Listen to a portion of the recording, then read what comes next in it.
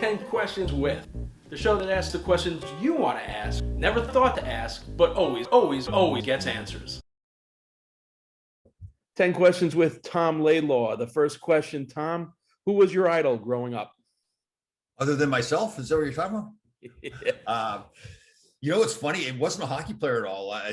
For the Dallas Cowboys, there's a guy by the name of Randy White. They called him the Manster. He was a defensive lineman. He went to University of Maryland. For some reason, he got this reputation, and he got the reputation because he deserved it, of being a guy that just played all out every down. And that's what I remember about them talking about him all the time. And he was just beast of a guy that was always playing.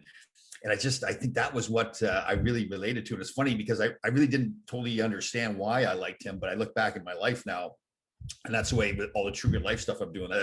That's really what it's all about, is showing up every play. So Randy White, the Manster. Favorite arena and least favorite arena to play in? I've been asked this before, and I really don't know if I can explain why, but for some reason, the old St. Louis Checker Dome I used to love. I don't know what it was. Like, it was a dark building. It was big, cavernous, and we actually, my first year in the league, we had a playoff series against them. Really went well. I was really, playing good hockey at that time. So I had great memories about that. Probably the least favorite, I would have to say it's probably the old Boston Garden.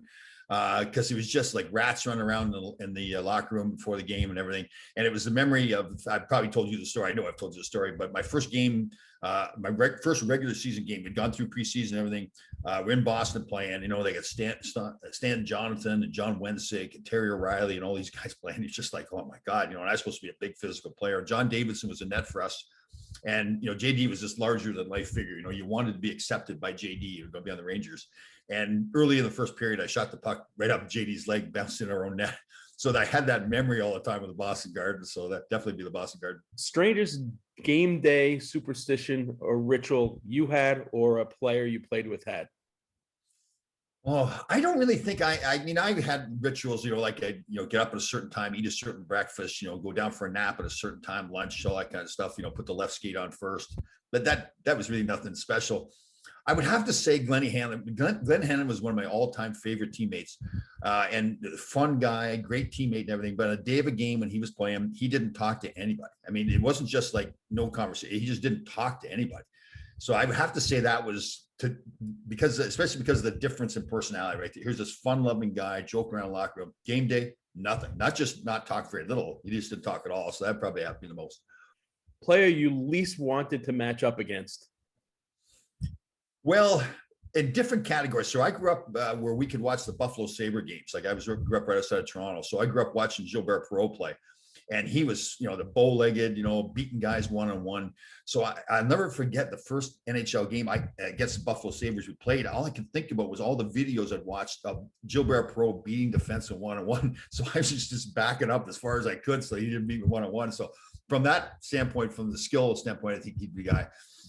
There's a lot. I mean, Clark Gillies was the kind of guy that, he was such a good player, such a physical guy. We joked before about when he got mad, he'd have that one eyebrow going across the top of his head, right? So he'd have to be the guy. And it's amazing now, too, because we've done a few shows together, him and I, and he's just a great guy, very thoughtful, like almost like that sweet man, and everything. But he certainly wasn't like that at all when he played. Best teammate you ever played with? Oh, wow. There'd be so many. I really wouldn't be able to say one guy. I mean, there'd be the Ron Greschners, the Dave Maloney's, the guys who do the show with now, James Patrick, Larry Melnick, Tim Waters out in Los Angeles, Dave Taylor, those kind of guys. There's so many guys out in LA. Larry Playfair was a great teammate. Bob Bourne, who I played against. John Tonelli and I are great friends now. I'm going to leave people out, and I should. Mike Allison's another great one. I mentioned Glenn Hanlon before. I was very fortunate in my career that I had those kind of guys around that were, good players, but like they're really like good teammates too. Like you could really like for me, I wasn't that skilled a player where I could just make it in the NHL based on my skill. I had to be a good teammate and a good team player, and I had to have good teammates and good team players around me. And I definitely had. Those are a few guys. I could probably mention some more as well. Strangest conversation you had with a ref, linesman, or ice official? There'd be a couple. I've told the story before. Larry Robinson was one of my idols too. I just loved the way he played and his personality and everything. And it was probably my second or third year in the league. I was assistant captain at the time. We were playing in the Montreal Forum, and a penalty was called, and Larry I can't remember if he was captain or assistant captain. So he and I kind of went to center ice to speak to the referee.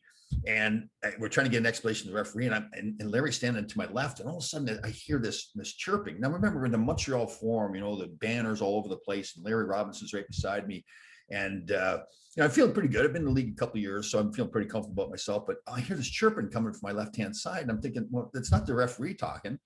Is Larry Robinson talking to me? Like he's saying, and he's chirping. So I look over at him, and he's got a big grin on his face, and he's laughing. He says, "What do you want, old man?"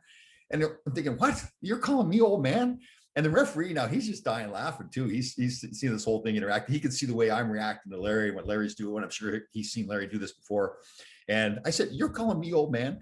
And Larry just turned around, laughed, and skated away. And I'm thinking to myself, holy smokes, that is unbelievable. Here I am, you know, having fun at center ice in Montreal Forum with Larry Robinson. The other one would have been, we were playing in Toronto one time. I'll never forget, same thing kind of happened. It was I think the puck was shot over the glass or whatever. I'll never forget Mark Osborne, who was a former teammate of mine, was now in Toronto, and Eddie Olchuk was on Toronto. So we're going back and forth. It was Ray Scampanello was the linesman. We're going back and forth, got arguing about what the play was, the final result. And Scampy finally goes, "Okay, Tommy, what's the truth here? What happened?" So I told him my version of it. He goes, "Listen, Tommy doesn't lie. If that's what he says, that's the way it is." I remember Osborne and Olchuk were looking like, "What do you mean?" that was the answer. So that was pretty funny when that happened. Most annoying trash talker you ever played against? Oh man, there's a lot of trash talkers back then.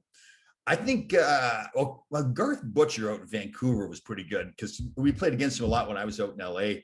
And he's actually kind of funny too, but he was just constantly going. But Kenny Baumgartner was really obviously a tough player throughout his whole career, but especially early when he was coming up, he had that reputation where he was just a nutcase. And he'd caught mono one time, and he missed a bunch of time and came back and played. And he was going back and forth with Butcher, and right between the two benches, so both benches could hear it. Butcher goes, "You're the only guy that's dumb enough to get mono living in Los Angeles." And it's just the way he said it and everything is like, it was really funny. The other great individual moment was Phil Esposito. It was my rookie year in the league, obviously, because Phil retired halfway through. And there was a guy playing for Washington, Alan Hanksleben. And he was going back and forth with Phil. You know, and Phil's this legendary player. And Hanksleben was like me, you know, like a slug defenseman. But he's going back and forth with him. And Phil says, "Listen, when I retire, I'm going to become general manager in the National Hockey League, and I'm going to trade for you, and I'm going to send you to the minors." And we're all, and even Hanksley was like, "What are you going to say to that? Like, who else would come up with that line other than Phil?" And he ultimately became a GM. I don't think he traded for him and sent him to the minors, but that was pretty funny. Favorite NHL jersey of all time and least favorite? Oh, it's got to be the Rangers uniform. It's like, I don't think you realize how great the Ranger uniform is until like I get traded away. And listen, the Kings were fantastic to me too. And now it's kind of a retro jersey. But when I first got there, it was the old purple and gold jersey. So, you know, I talk about being in the Montreal Forum and all the banners and everything. And when you used to go in there with the Ranger uniform on, I mean, you felt good about yourself. It's amazing how, you know, having the right uniform on makes you feel good or not good. And when we went in with the Kings to play with the purple and gold to play Montreal and Montreal Forum, you really just felt inferior. You're like you know, Guy Lafleur skating around in the red, white, and blue, and there you are skating around purple and gold. So I wouldn't say though that the Kings uniform was the least favorite. I would have to say, I think more. I talked about Garth Butcher with Vancouver. Remember the old Vancouver jerseys, the yellow and red, the Halloween ones. Yeah, that was terrible. Yeah, I had to say that one. Yeah.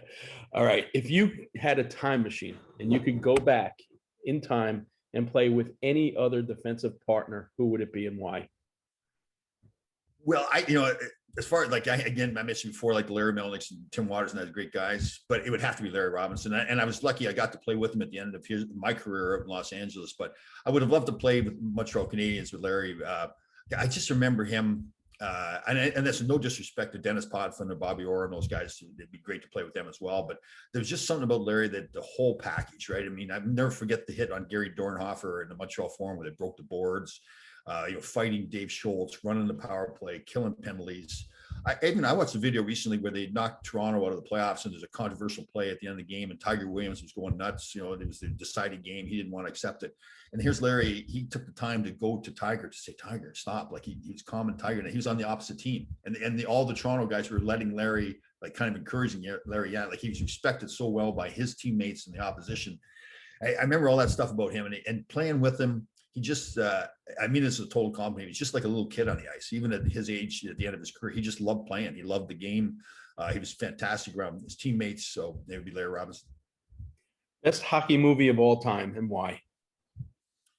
Well, it's got to be Slapshot. I mean, it's I think it's, although well, I should be careful. Slapshot is good. I liked it. I wasn't as crazy. Some people just love Slapshot. Miracle to me was pretty good too. Again, playing for her for 4 years and knowing him the way I knew him, and in the movie, and Kurt Russell did a fantastic job of portraying him, the way he spoke, the way he skated, everything. So it was, yeah, I've watched Miracle probably 25, 30 times. And I'll probably watch it another 25 or 30 times.